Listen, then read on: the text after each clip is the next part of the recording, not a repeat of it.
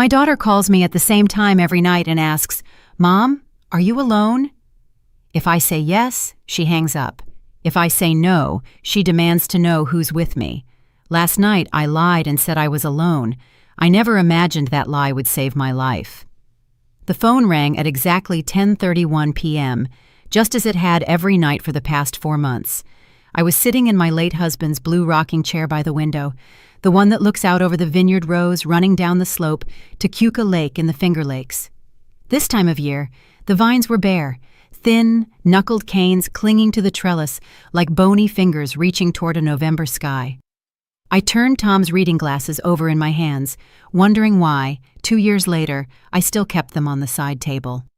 "Hello, Sabrina," I said, not bothering with caller ID. My daughter's punctuality bordered on obsessive. "Mom," her voice came tight, controlled, "are you alone?" The question. Always the same question. I looked around the living room. The faded floral sofa Tom and I bought 30 years ago, the regulator wall clock ticking steady on the paneled wall, the wedding photo on the mantel where we both looked impossibly young. The lake house felt enormous in its emptiness, every room echoing with the absence of the man who once filled them with his laugh, his presence, his life. "Yes," I said. "I'm alone." The line went dead. I stared at the phone, listening to the silence that followed. This was new. Usually when I said yes, Sabrina launched into a 15-minute lecture about proper security, about locking doors, about the dangers of rural isolation for a woman my age. She'd inherited her father's concern, but none of his warmth. Tonight, just silence, then a disconnected call. I set the phone down, my hand trembling slightly. At 64, I've learned to trust my instincts, and right now they were screaming that something was wrong.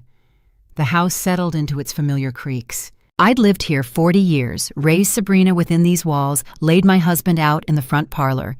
I knew every sound, every draft, every quirk, which is why I noticed immediately when the kitchen doorknob turned.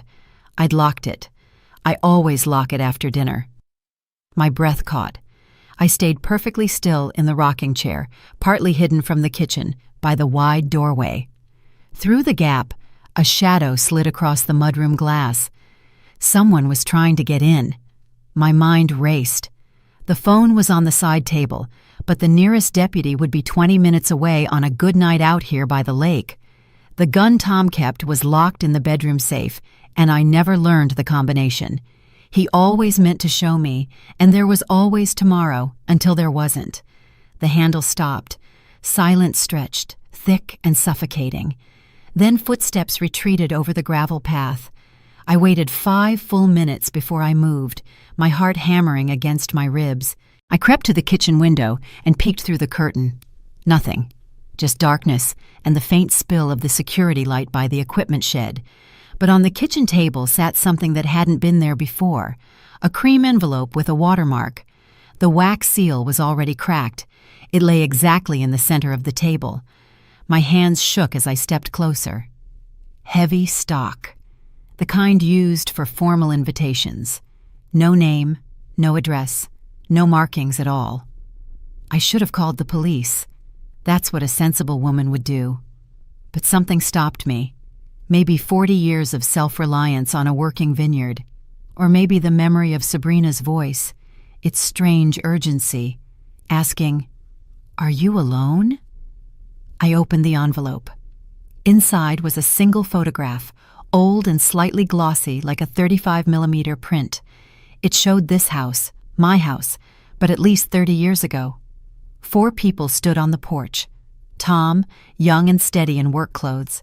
Me, barely 30, holding baby Sabrina. And 2 people I didn't know. A tall, dark-haired man, a woman with a severe expression. On the back, in handwriting I didn't recognize, Consortium, 1991. Some debts don't expire. My mouth went dry. 1991. The year we took over this vineyard. The year Tom came home with cash for the down payment, saying a distant relative had died and left him an inheritance. I never questioned it. We were scraping by, working 3 jobs between us, dreaming of land of our own. The money felt like a miracle. But Tom was an only child. His parents were only children, too. He didn't have a distant relative. I turned the photo over again, studying the strangers' faces. The man's hand rested on Tom's shoulder in a way that felt possessive. The woman looked at me with something close to contempt. Who were they? And why would someone leave this photograph here now, 2 years after Tom's death? The phone rang again. I nearly dropped the photograph. This time, it wasn't Sabrina. The number was blocked. Hello? My voice sounded steadier than I felt. Mrs. Marion Clark. A man's voice. Light. Educated. A hint of Manhattan in it. Yes. This is Avery Lang. I'm an attorney. I'm sorry to call so late, but I've been trying to reach you for some time. Your daughter has been blocking my calls. My grip tightened on the phone. What are you talking about? I represent the estate of Harold and Elaine Kincaid. They died 7 months ago in a car accident in the Catskills. You're named in their will, Mrs. Clark. In fact, quite prominently.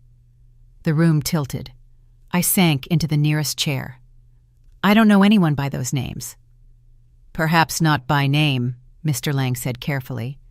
But I believe you knew them 33 years ago when you and your late husband took over the vineyard. I looked down at the photo in my hand, the severe woman, the dark-haired man with his possessive hand on Tom's shoulder. What do they want? I whispered. Want? Mrs. Clark, they're dead, but they left you something. Something your daughter is very eager to prevent you from receiving. Tell me, has she been calling you every night asking, Mom, are you alone? My blood went cold. How do you know that? Because she has been to my office 3 times attempting to obtain power of attorney over your affairs. She claims you're experiencing cognitive decline, that you're not competent to manage on your own. She's been quite insistent. The words landed like blows. Sabrina, my daughter, trying to have me declared incompetent. That's absurd, I said, though my voice shook. I'm perfectly capable. I know you are. That's why I needed to reach you directly. Mrs. Clark, the Kincaids left you a document, a contract your husband signed in 1991, and a letter explaining everything. But I need to hand them to you in person before your daughter realizes we've made contact. What kind of contract? The kind that could make you a very wealthy woman, and the kind that explains why someone might want to keep you isolated and confused, Mrs. Clark. Are you truly alone in that house? I thought of the envelope on the table, the hand that tested the doorknob. I don't know anymore, I said honestly. Listen to me carefully. Don't tell anyone about this call. Not your daughter. No one. I'm driving up from Manhattan now. I can be there before 1:00 a.m. Can you stay awake? Can you stay safe? I looked around the kitchen, the room where I'd made breakfast for 40 years, suddenly unfamiliar, thick with shadow and secrets. Mrs. Clark, Lang's voice pressed. Are you still there? I'm here, I said. I'll be waiting. Keep your doors locked. If anyone shows up before I do, even your daughter, do not let them in. Do you understand? Yes. Good. I'll see you soon. He hung up. I sat in the kitchen a long time, staring at the photograph. Consortium, 1991. Some debts don't expire. Tom had lied to me. Sabrina was trying to declare me incompetent. Someone had just tried to get into my house. The regulator clock in the living room chimed 11. I had 2 hours before Mr. Lang arrived. 2 hours to understand what I was facing, to decide whether I could trust him, to protect myself from whatever was coming. I stood and went to Tom's study. His desk was exactly as he'd left it, neat, orderly, almost obsessively so. In the 3rd drawer down, tucked beneath a stack of old farm equipment manuals, I found another envelope. Same heavy stock, clean, unmarked surface. Inside was a thin steel key plate, engraved, and a slip of paper in Tom's handwriting. Marion, if you're reading this, I'm gone. I'm sorry for everything. This card opens box number 319 at Empire Trust in Rochester. Go alone. Tell no one, especially Sabrina. She doesn't understand. She can't. Some secrets are meant to protect, not harm. I love you. Always. T. My hands trembled as I held the note. Tom had known something. and he had left me a way to find the truth. The phone rang again. Sabrina, right on schedule for her second attempt. This time when she asked, "Mom, are you alone?" I made a decision that changed everything. "No," I lied. "A deputy just stopped by. He's still here checking the property. Thought he saw someone between the vine rows." The silence on her end lasted longer. When Sabrina spoke again, her voice was different, harder, colder. "Good, Mom. That's good. You stay safe tonight. I'll come by first thing in the morning. We need to talk." "About what?" "About the future. About what's best for you. Sleep well, Mom." She hung up before I could answer. "Morning," she'd said, like a threat. I had 90 minutes before Mr. Lang arrived. 90 minutes to search a house holding 40 years of life for answers my husband had deliberately hidden. In the filing cabinet, I found the deed. Tom had handled everything. Under the lamp, a line made my stomach knot. The property hadn't been purchased outright in 1991. It had been transferred. Prior owners, Harold and Elaine Kincaid, we hadn't bought this vineyard. We'd been given it. In the inside pocket of Tom's vest, I found an old business card. Kincaid and Associates, private investment. The ink had bled, but the name was still clear. Headlights swept across the bedroom wall. I froze. It was only 12:22. Too early for Mr. Lang.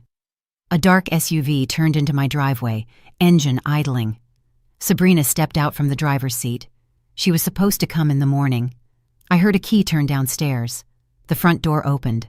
"Mom?" Sabrina called. "Mom, I know you're here. Your car's in the drive." "Mom, I just spoke to Sheriff Miguel Ortiz. There was no deputy sent out tonight. You lied to me." Her footsteps moved through the first floor. "You're confused. That lawyer who called you, he's trying to scam you." She stood at the base of the stairs. "Dad wanted me to take care of you. Don't drag your father into this," I thought, anger flaring. Sabrina's footsteps started up. Heavy, deliberate. I quietly slid the bedroom bolt. "Mom!" Her voice was sharp now, right outside the door. "Why is this locked? Are you in there?" "I'm fine, Sabrina. Go home. Open the door." "No." Her tone shifted, softer, coaxing. "Mom, I love you. Everything I'm doing is because I love you. But you're not thinking clearly. I've spoken to some excellent care facilities. I'm 64, and I still outwork men half my age. I don't need a facility." Through the door, I heard paper rustle. "Found something interesting," Sabrina said, a new edge in her voice. "A steel card and a note from Dad about a safe deposit box in Rochester, box number 319. Tell no one, especially Sabrina." She laughed, without humor. "Pretty clear, isn't it? You found it tonight, right? That's what this is about?" "That's private," I said. "Private, Mom?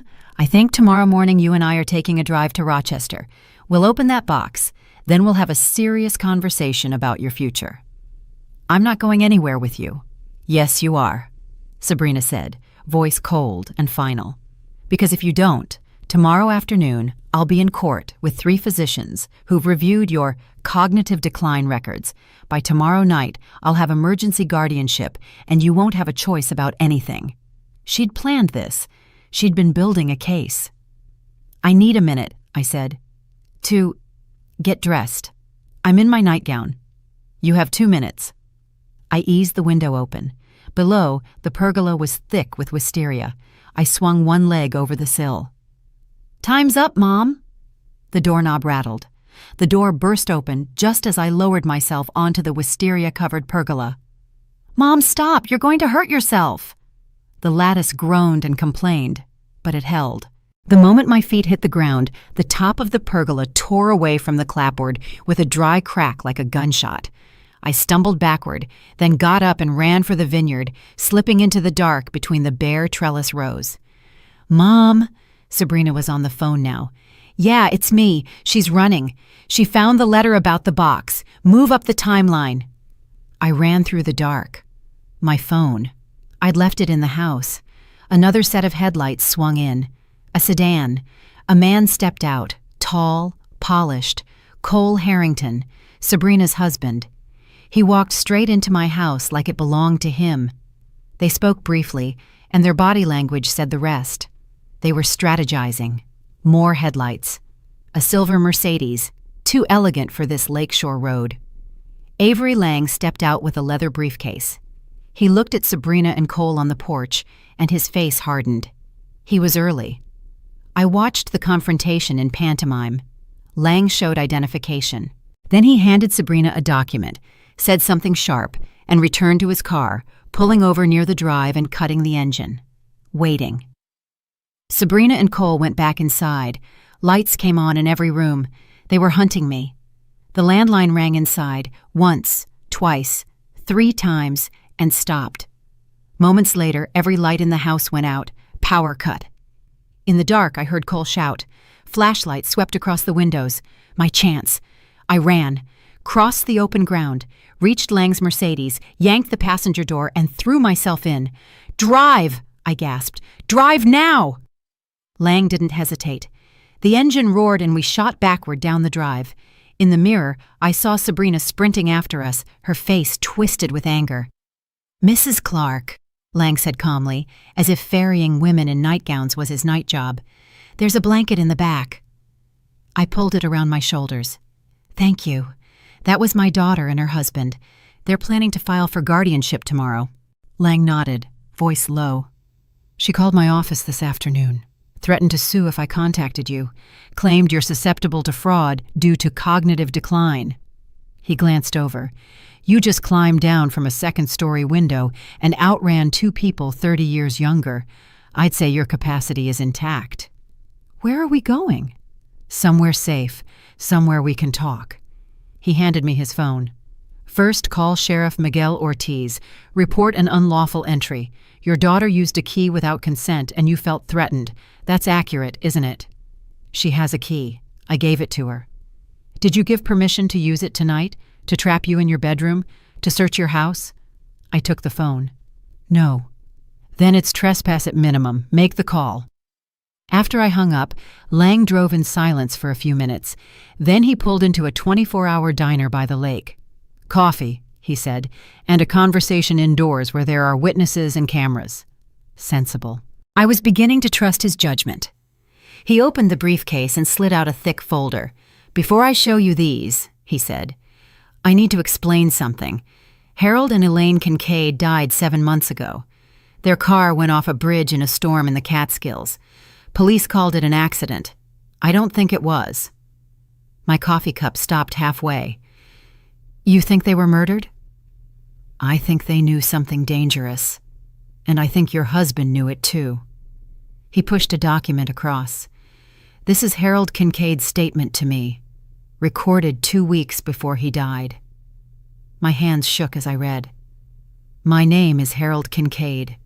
In 1991, I was a senior partner in a private investment firm. We did venture capital, but we also handled irregular transactions, funds that needed to stay off the radar. Thomas Clark worked for me as a senior accountant.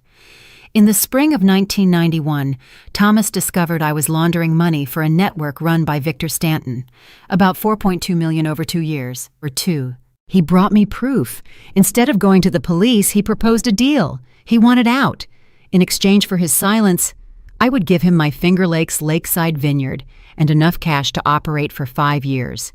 He would take the evidence and hide it as a life insurance policy. I've lived 34 years afraid, and now they've found us. If you're reading this, Marion, I'm dead, and Thomas is dead. That's no coincidence. The evidence Thomas took, it's still out there. He told me he hid it on his land, somewhere you'd only find if you had to." I read slowly, each line dry as dust. "You must find it, because you're next. Your daughter, Sabrina, doesn't know the whole story. She knows enough to be dangerous. Someone has been manipulating her, Stanton or his people, whispering about a dirty legacy. She believes protecting herself means removing you. Trust no one. Find the evidence. And for God's sake, stay alive. H. Kincaid." I looked up. "Tom was killed," I whispered. "I believe so," Lang said. The diagnosis was real, but the progression looks accelerated. Why after 34 years? Because someone started tracing the old money. They hit Kincaid's name, then Thomas Clark, the accountant who disappeared with evidence that could still destroy them.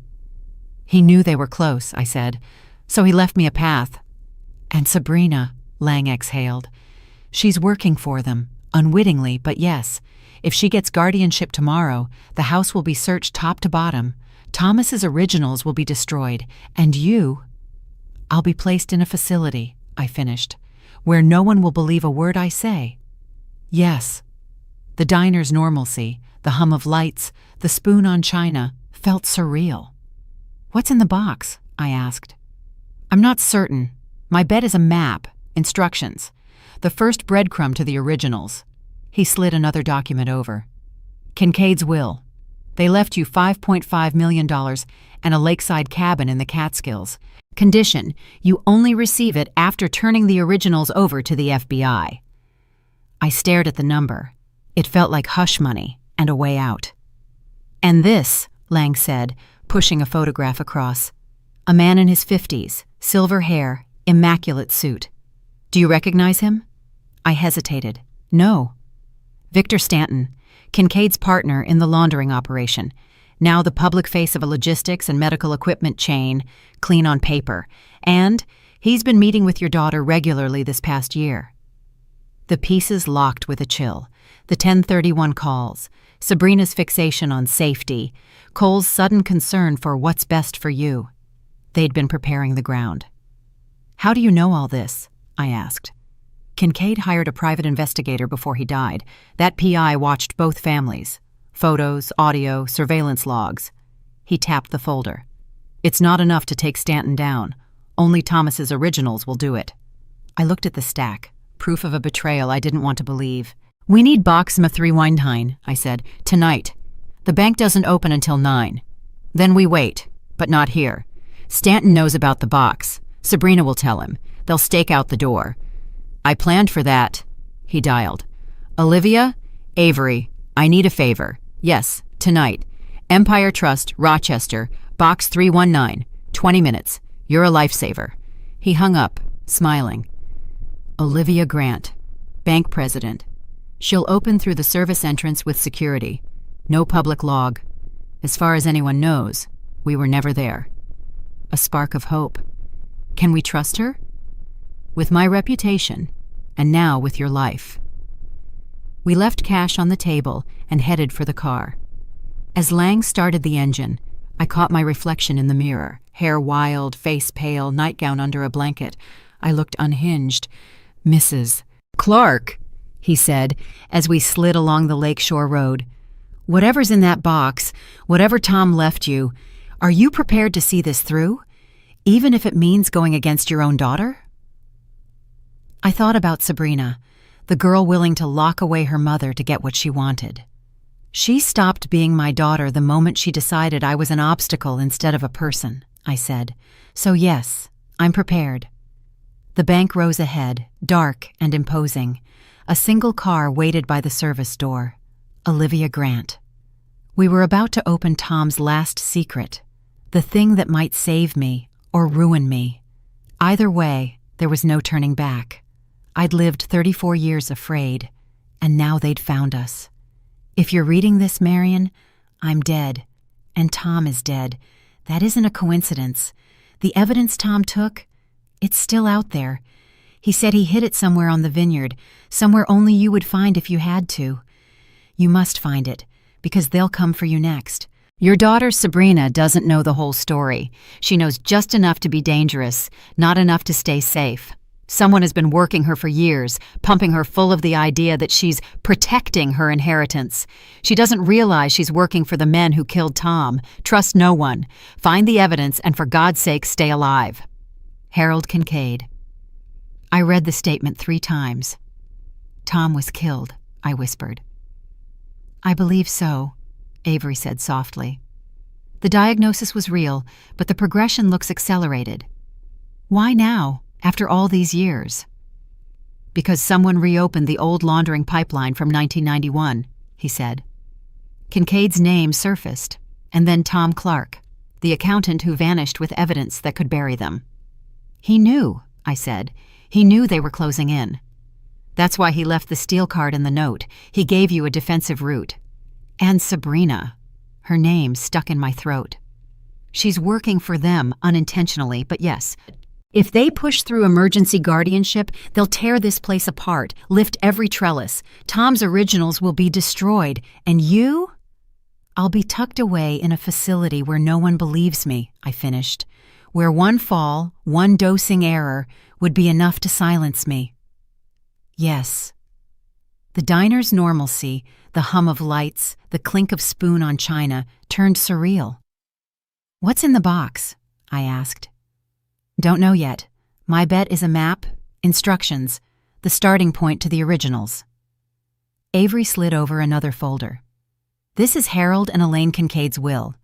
They left you their entire estate, $5.5 million, and a lakeside cabin in the Catskills. Condition, you only receive it after you turn the originals over to the FBI. $5.5 million. Money Kincaid once dirtied, now either the price of silence or the cost of danger. Maybe both. And this," Avery said, pushing across a photograph.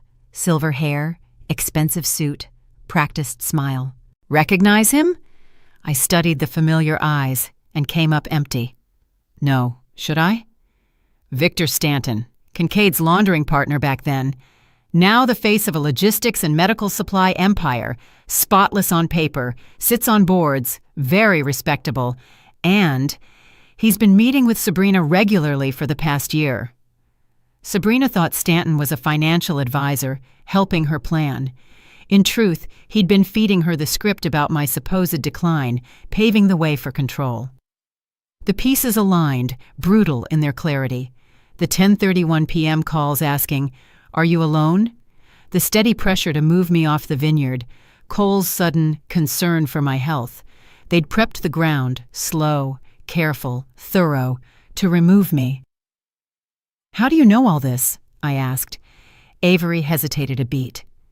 "Kincaid hired a private investigator before he died. That PI tailed both families. Photos, audio, surveillance reports, all in here. But it's not enough to pin Stanton. The only key is Tom's originals." I stared at the stack. Proof of a betrayal I didn't want to believe. My Sabrina, the child I raised, had been used and had chosen to believe I was incompetent. "We have to get to the box," I said. "Tonight. Empire Trust doesn't open until 9. Then we wait, but not here." I tightened the blanket around my shoulders. "Stanton already knows about the box. Sabrina will tell him. They'll camp the main lobby." "I've handled it." Avery dialed. "Olivia? It's Avery. Service entrance, box 319. 20 minutes. He ended the call with a small smile. "Olivia Grant is the bank president. We went to law school together. She'll open the back entrance with security. No public log. No one knows we were ever there." A small heat of hope rose in my chest. Can we trust her? With my life, and now yours. We paid the check and headed for the car. In the rear view, I caught a flicker of myself. Drained face, wild hair, nightgown under a borrowed blanket like a madwoman. "Mrs. Clark," Avery said as we skimmed the dark lake shore. "Whatever's in box 319, whatever Tom left, are you prepared to see this through, even if it means going against your own daughter?" I thought of Sabrina, the girl willing to lock her mother away to get what she wanted. "She stopped being my daughter the moment she decided I was an obstacle instead of a person," I said. "Yes, I'm prepared." The bank rose out of the quiet street, dark and imposing. A single car idled by the service door. Olivia Grant, right on time. We were about to open Tom's final secret, and whatever was inside would either save me or destroy me. Either way, there was no going back. Olivia Grant unlocked the service entrance. "Security is on duty, but they'll stay in the monitoring room. No public access log gets created. As far as the official record is concerned, you were never here." We followed her through dim corridors to the vault. Olivia needed 2 keys and a code to release the door. Inside, rows of safe deposit boxes lined the walls. Boxma 319 sat in the middle row. "I'll need the steel card and your ID," Olivia said. I handed over the etched steel card Tom had left me. "I don't have my ID. It's at home." Avery showed Olivia an investigator's ID photo. "Good enough for tonight," Olivia nodded. "But Mrs. Clark, formally, this access never happened. Understood?" Understood. 2 keys turned in tandem. The drawer slid free with a soft, metallic thrum. It was larger than I'd expected. "I'll give you 2 some privacy," Olivia said, stepping out. Avery and I stood over the box. This was it. Tom's last message to me. I lifted the lid.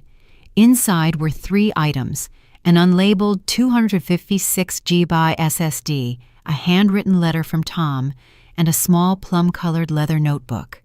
My fingers shook as I opened the letter. Tom's letter. "My dear Marion, if you're reading this, I'm gone and you're in danger. I'm sorry. Every choice I made to protect you and Sabrina." In 1991, I discovered that my direct boss, Harold Kincaid, was laundering money for a network coordinated by Victor Stanton. I had enough evidence to bring them both down. I should have gone to the police. But I thought about you, about little Sabrina, about our cramped apartment and the vineyard by the lake you loved through the car window. I traded silence for that land. Kincaid agreed because he had no choice. Stanton never knew. The SSD contains financial records, recordings, email chains, enough to ruin Stanton and everyone tied to him. The plum notebook is my own log. The originals are buried on our land. The SSD is only a copy, but enough to get the FBI's attention. The notebook will point them to the exact spot. What comes next will hurt. 10 years ago, Sabrina found some old papers in the barn. I told her part of the truth, that I'd been too close to criminals, that this land was bought with my silence. I thought I was protecting her. Instead, I handed her a blade to use against us both. If someone is using Sabrina to get to you, it's because she's vulnerable. She believes her inheritance is dirty. It won't take much to convince her that protecting herself means betraying you. Do not go to the local police. Stanton has connections everywhere. Go straight to the FBI, New York field office. Ask for Special Agent Naomi Chen. Kincaid vetted her before he died. The originals are under the old vine at the center trellis. Dig 6 feet right at the post. You'll find a galvanized steel tube. Everything is inside. You are stronger than you think, smarter than anyone, including me, ever gave you credit for. You will survive this. I know it. Forgive me if you can. Forever yours, Tom. I read it twice. Tom had planted the seed of doubt and shame that grew into betrayal. He'd meant to shield our daughter, and instead damaged her. "Mrs. Clark," Avery said gently, "we have to go. We can't stay here all night." I nodded and picked up the SSD. "The originals at the vineyard. We need—" Avery's phone buzzed in my hand. A blocked number text. "Mrs. Clark, we need to talk. This is Victor Stanton. Your daughter just gave me this number. I know you're at Empire Trust. Don't make this harder than it needs to be." "He's watching the bank," I whispered. "He knows we're here." Avery dialed. "Olivia, we need the loading dock exit, now." "Run," Avery said. We sprinted. Olivia was waiting, her BMW idling. "Get in." We shot out of the service lot. "That SUV is Sabrina's," I said, as dark headlights fell in behind us. "My daughter." The SUV closed the gap. In the passenger seat sat a silver-haired man in a perfect suit, Victor Stanton. "Marion," his voice came through my phone a second time, smooth and cold. "You're making a mistake. Pull over. Let's talk." Then another text arrived, with an attachment. A photo. Cole stood in my kitchen, a lighter held to the edge of the 1991 35mm print. "Your daughter is at your house right now, Marion, cleaning up, making sure nothing's left. Everything will be ash. Unless you pull over and talk to me now. Victor Stanton." "He's burning my house," I said, my voice cracking. "He's burning my memories." Avery went pale. "That's a felony. Criminal mischief. Arson." "He doesn't care," I snapped. "He's killed before. One more law won't stop him. We were merging onto the lakeside highway, heading for escape. But escape to where? We need the FBI, New York field office, Avery said. Now, it's the only safe road. Rochester is over an hour away. My house will be ash by the time we get there. Everything Tom left. The originals buried under the old vine. The last text. Last chance, Marion. Pull over. Save your house. Save your daughter from the worst mistake of her life. You have 30 seconds. I pictured Cole setting rooms alight. I pictured Sabrina driving behind us with a killer in her passenger seat. And I thought of Tom's letter. Olivia, I said, steady now. Turn around. We're going back to the vineyard. Marion, that's reckless, Avery protested. I know, but he's wrong about me. He thinks I'm a frightened old woman who'll do anything to keep a house. He has no idea who he's dealing with. Who is he dealing with? I smiled, not kindly. A woman who's run a vineyard for years, who drives a UTV, diagnoses vine rot, pounds trellis posts in a night wind, survives Finger Lakes winters, buries her husband, and starts again. He thinks age makes me weak. He's about to learn the opposite. Olivia tightened her grip on the wheel. All right, let's end this. She swung us back toward Keuka. We passed through the gate at 2:35 a.m. Smoke poured from an upstairs window. Cole was torching room by room. Olivia slid the BMW tight to the tool shed. Another SUV slid in 30 seconds later. They'll head for the vines, I said. Stanton won't stop until he has the originals. Then we have to get there first, Avery said. Inside the shed, next to the UTV, was a steel shovel. 10 minutes later, I drove the UTV into the vineyard, lights off. Avery rode shotgun, gripping the shovel. Olivia stayed behind to call 911, reporting fire and a break-in. I knew every row by heart. The old vine sat at the center trellis. I braked and jumped down. Avery started to dig. They know we're here, Avery said, breathing hard. Keep going. We're close. The SUV tore across the field, fishtailed, and stopped 20 yards away. Sabrina jumped out. Mom, stop! I kept digging. I understand now. Stanton's been using you. Tom made an impossible choice in 1991 to keep us alive, and you'd rather lock me away than face the truth. The truth is he was a criminal, Sabrina snapped. He traded silence for land. Everything is dirty. He shielded us, I said, from men who would have killed us. He paid for it for the rest of his life. Stanton stepped out, a curl at his lip. Marion, you've given us a lively chase, but this is over. You won't dig it out in time. And even if you do, to what end? Hand over proof that ruins Tom's name and crushes your daughter's share? For what? Revenge? Justice, I said. 4 feet. The shovel rang on metal. Stanton's smile died. Sabrina, stop her. Sabrina hesitated. I saw my child again in that split second. Honey, I said softly, still digging. Tom left another letter.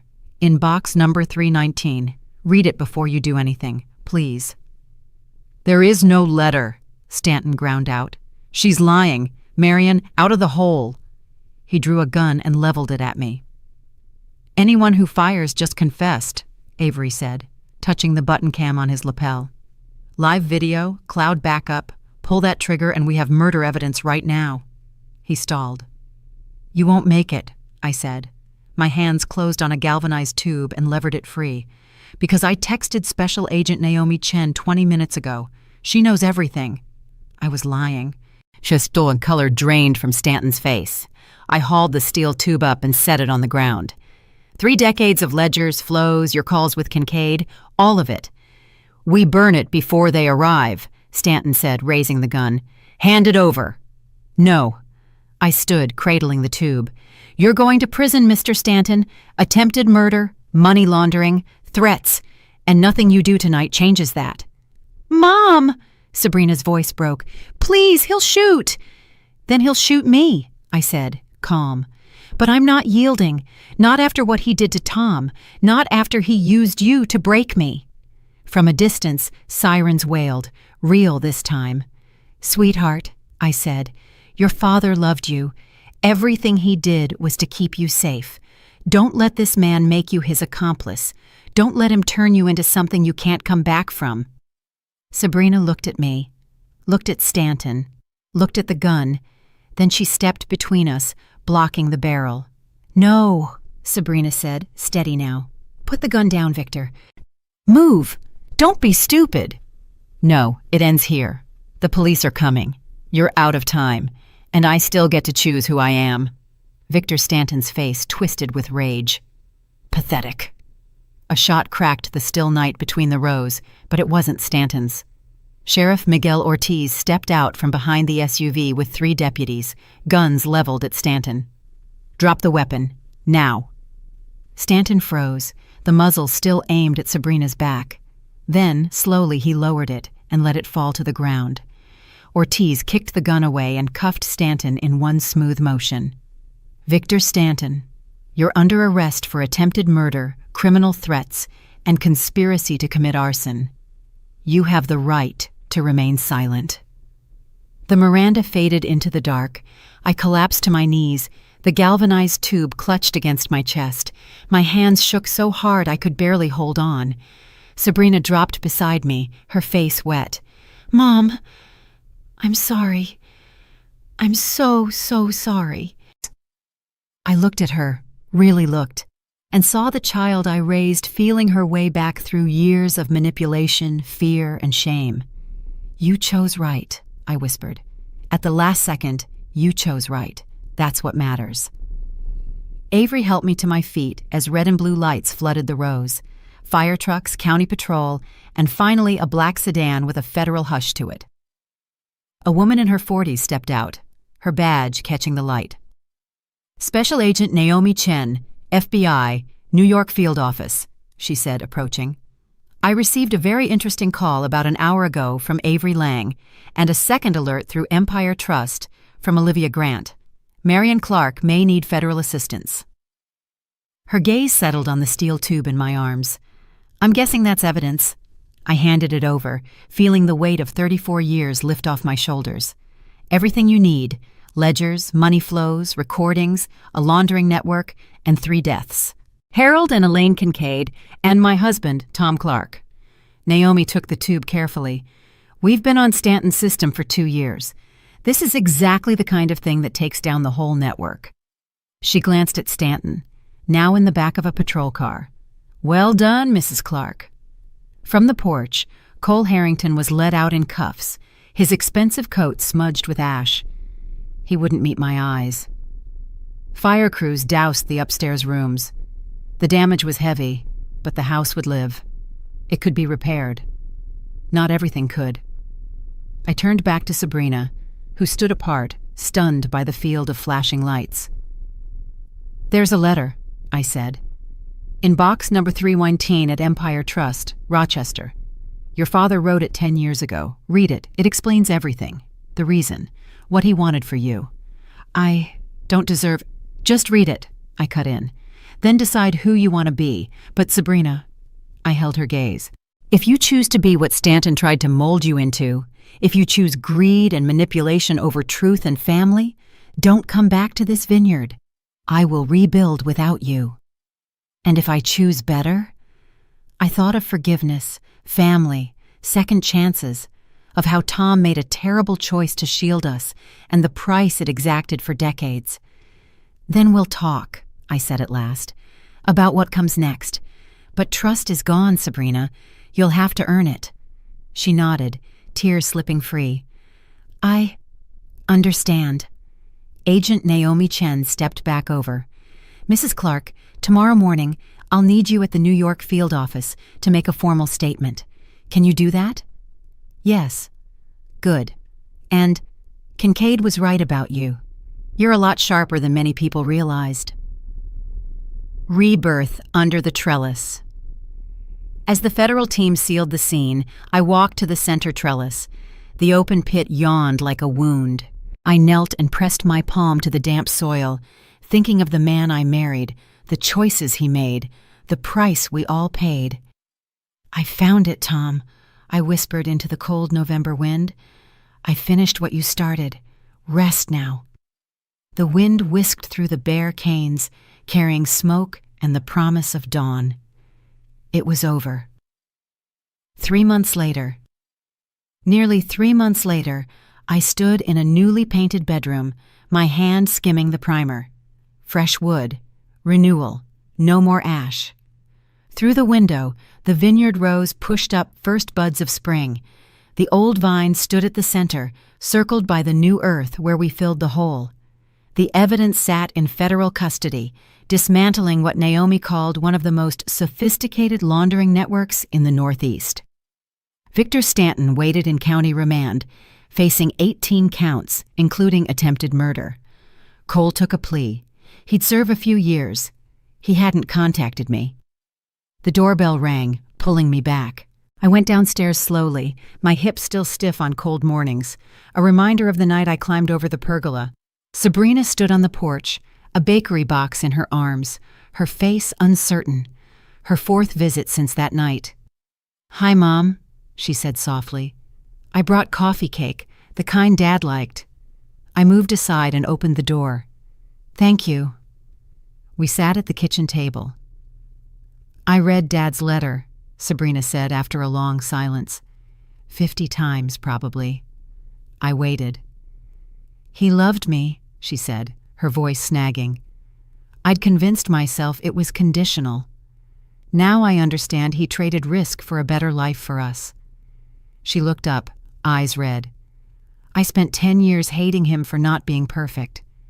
Then let that hatred turn me into someone worse." I reached and took her hand. "You stepped between me and a gun.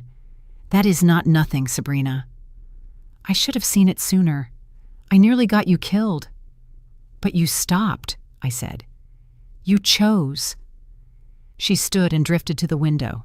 "I saw Cole at county yesterday. He asked me to write a letter asking for leniency. Should I?" "Tell her no," Sabrina said. "I told her what she did, helping Stanton burn your house. Can't be forgiven. She still thinks this is sides, loyalty, winners. She doesn't understand this is about right and wrong." The divorce was finalized last week. Finally done. I get nothing from Cole and he gets nothing from me. Clean cut. "Mom." She looked at me, the same resolve I once saw in Tom set in her face. "I know you said we could talk about what's next, but I need to say this first. I'm not asking for forgiveness. I haven't earned it. I want to try to be better, to become the person Dad hoped I'd be, the person you raised before I lost my way. And I know that starts with action, not words. So, I'm asking to work at the vineyard, not as an owner, just labor. Learn, repair, rebuild what I helped break. Cane tying and bud pruning start in 2 weeks," I said slowly. "The north row needs the trellis lines restrung. The north fence the wind knocked down has to go back up. The new drip lines are being pulled. I could use your hands."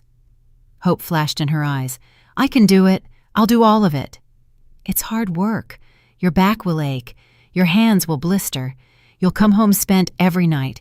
And after all that, I still may not trust you. I still may decide this vineyard is mine alone." "I understand." I looked out at the rows again. Cuca lay still in the afternoon light. 6 a.m. Be at the equipment shed, I said. "Bring work gloves. Wear clothes you don't mind ruining."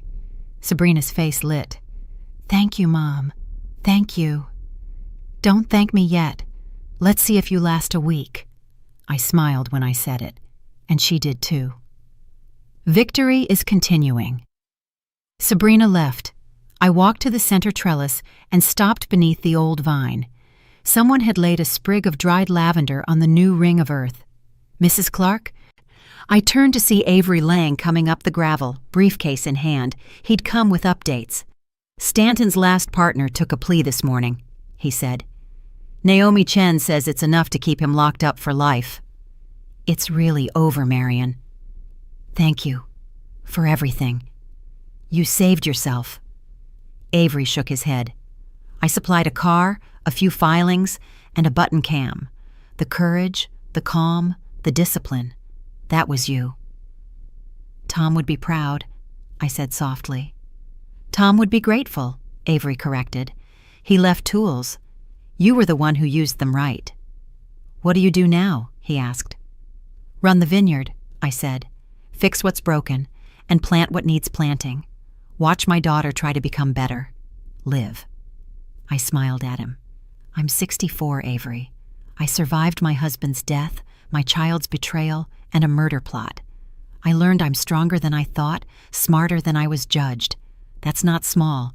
That's a victory worth celebrating every day. You're remarkable, Marion. Remarkable. No, I said. I'm exactly the kind of woman you find at this age.